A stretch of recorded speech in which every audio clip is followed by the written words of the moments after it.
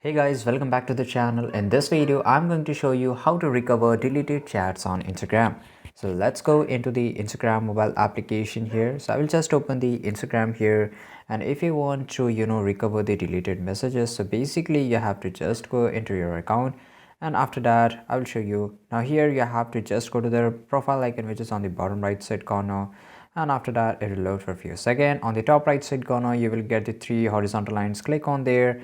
Now here guys, you have to click on the settings, okay, and basically you have to search download your data. Okay, now search here download your information, and here you have to enter your email address. So just click on the request and you have to enter the password here. Okay, after entering the password guys, you can see that you cannot request another download, right? So just go back here and you can see that we have started creating a file of things you have shared on Instagram, and we'll email a link into your email address. It may take up to 14 days, right? So basically on that you have to open that rare file, which will be compressed file, and you have to open it, and there you will able to find all the information and the chats which you have deleted, right? You can see it there.